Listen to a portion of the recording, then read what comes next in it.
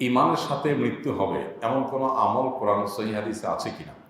যদি থাকে কোরআন সহিহ হাদিস থেকে দলিল সহ উত্তম রূপে পেলে খুব খুশি হতাম। দেখুন, আল্লাহ রাব্বুল আলামিন কোরআনে হাকিমে বলেছেন, ইন্নাল্লাযীনা ক্বালু রাব্বুনাল্লাহ সুম্মা ইসতাকামু তাতানাজ্জালু আলাইহিমুল মালায়েকা আল্লা তাখাফু ওয়া লা তাহজানু ওয়া আবশিরু বিল জান্নাতিল্লাতী কুনতুম তুআদুন।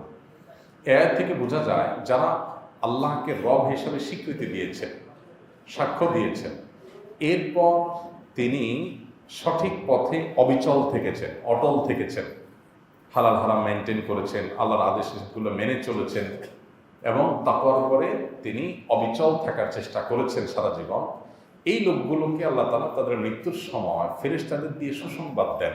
ফেরেশতারা এসে তাদেরকে বলে যে আল্লাহ তাখাফু, আপনাদের কোনো দুশ্চিন্তার কারণ নাই, ওয়ালা তাহজানু, কোনো টেনশনের কারণ নাই, ওয়া আবশিরু বিল জান্নাহ, আপনারা জান্নাতের সুসংবাদ গ্রহণ করেন। তো এই জন্য ইমানের মৃত্যুর জন্য ইমান এবং নেক আমলের উপরে অটল অবিচল থাকা, এটা হলো প্রধান আমল। সবচেয়ে বড় করণীয় হলো যে আমরা নেক আমলের উপরে কন্টিনিউ টিকে থাকার চেষ্টা করব। এমন না রমজানে কোরআন পড়লাম, সারা বছর কোরআন ধরার খবর নাই, নামাজ একবার পড়লাম আবার পড়ার খবর নেই।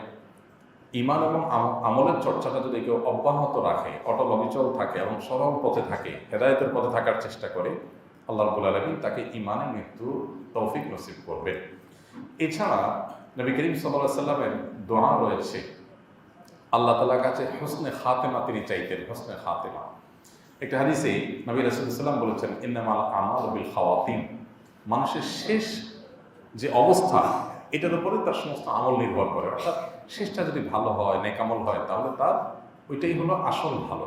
তো এই জন্য নবী করিম সাল্লাল্লাহু আলাইহি ওয়াসাল্লাম আল্লাহর কাছে দোয়া করতেন, আল্লাহ যেন হুসনে খাতেমা দান করেন। আমরাও আল্লাহর কাছে দোয়া করব যে আল্লাহ আপনার কাছে আমরা হুসনে খাতেমা বা শেষ পরিণতি যেন ভালো ইমানের সাথে যেন যেতে পারে, সেটা আমরা আল্লাহর কাছে কামনা করব। আরও দোয়া আছে কোরআনে, রব্বানা লা তুযিগ কুলুবানা বা'দা ইয হাদাইতানা ওয়া হাব লানা মিন লাদুনকা রাহমা ইন্নাকা আনতাল ওয়াহ্হাব। আল্লাহ একবার হেদায়েত দেওয়ার পরে আপনি হেদায়েত থেকে আর সরায় দিয়েন না। আল্লাহর কাছে সেই দোয়া আমরা করব। আর অনেক আমল আছে যেগুলো ইমানের মৃত্যুতে সহায়ক হয়। অনেক ওলামা ইকরাম বলেছেন মিসওয়াক এটা ইমানের মৃত্যুতে সহায়ক হয়। যারা নিয়মিত মিসওয়াক করে, মিসওয়াক এটা শুধুমাত্র আমাদের মুখ বা দাঁত পরিষ্কার করার কোনো টুল বা মাধ্যম না, বরং মিসওয়াক এটা আমাদের মুখ দাঁত পরিষ্কার করে, পাশাপাশি ঈমান বৃদ্ধিতে সহায়ক ভূমিকা রাখে। অনেক গবেষকগণ গবেষণা করেছে যে মানুষের দাঁতের সাথে মানুষের ব্রেইনের নার্ভের কানেকশন আছে, মানুষের চিন্তা, দর্শন, মানুষের বিশ্বাস, এগুলোর সাথে একটার সাথে আরেকটা সূক্ষ্ম সম্পর্ক আছে। মেসওয়াক বিশেষ করে নবী রাসূলুল্লাহ সাল্লাল্লাহু আলাইহি ওয়াসাল্লামের সুন্নাত অনুসরণে মেসওয়াক যখন মানুষ করে, এই ঘর্ষণটা মানুষের ঈমান বৃদ্ধিতে সহায়ক হয়। এই জন্য নবী করিম সাল্লাল্লাহু আলাইহি ওয়াসাল্লামকে দেখবেন বাসায় ঢোকার আগে মেসওয়াক করছেন, বিভিন্ন সময় মেসওয়াক করতেন, শুধু ওযুর সময় না। মেসওয়াকের এই আমলটা ঈমানি মৃত্যুর জন্য সহায়ক ভূমিকা পালন করে। নবী করিম সাল্লাল্লাহু আলাইহি ওয়াসাল্লামের জীবনের শেষ আমল ছিল মেসওয়াক। তিনি যখন জীবন সায়ান নেন, ঠিক মৃত্যুর আগ মুহূর্তে আম্মা জান আয়েশা রাদিয়াল্লাহু তাআলা আনহা কোলে সম্ভবত মাথায় রেখে তিনি শুয়ে আছেন খুব কষ্টে, মৃত্যুর ঠিক আগ মুহূর্তে, অসুস্থ।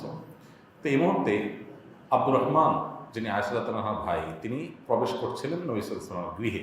তার হাতে মেসওয়াক ছিল। নবী সাল্লাল্লাহু আলাইহি ওয়াসাল্লাম সেটা দেখে মুখে বলতে পারছেন না, বাকশক্তি তখন দুর্বল হয়ে গেছে। আয়েশা রাদিয়াল্লাহু তাআলাকে বললেন, দেখালেন তার মেসওয়াকের দিকে, তার মানে মেসওয়াকটা আমার দরকার। তখন আয়েশা রাদিয়াল্লাহু তাআলা নিজের ভাইয়ের কাছ থেকে মেসওয়াকটা চেয়ে নিয়ে নিজে দাঁত দিয়ে চিবিয়ে দিলেন, কারণ নবী সাল্লাল্লাহু আলাইহি ওয়াসাল্লাম তখন দাঁত দিয়ে চাবানোর মতো শক্তি তাঁর ছিল না।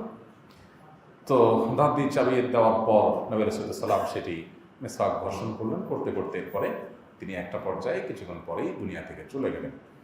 তো এই যে এই সময়তে মেসওয়াক করার কোনো বিশেষ প্রয়োজনীয়তা ছিল না, কারণ এখন উযু করতেছেন না, নামাজ পড়তেছেন না, শুয়ে আছেন, অসুস্থ, এই অবস্থায় তিনি মেসওয়াক করছেন। তো এখান থেকে বোঝা যায় যে জীবনের শেষ মুহূর্তটা ভালোভাবে যাওয়ার জন্য, ঈমানের সাথে যাওয়ার জন্য মেসওয়াকের ভূমিকা আছে। অনেক ওলামা ইকরাম সেজন্য বিভিন্ন সময় মেসওয়াক করার জন্য বলেন। আমরা মেসওয়াক আজকাল করি না।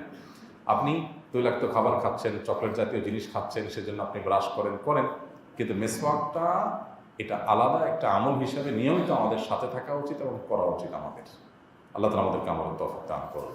তার অনেক আমল আছে যে আমলগুলো ঈমানের মৃত্যুতে আমাদেরকে সহায়ক ভূমিকা রাখবে এবং ঈমানের মৃত্যুতে আমাদেরকে সাহায্য করবে। দোয়াও করবো আল্লাহ তাআলার কাছে, সেই সাথে নেক আমলের উপর অটলও থাকবো, আর অন্য আমলগুলো করবো, মেসওয়াক ইত্যাদি করবো ইনশাআল্লাহ।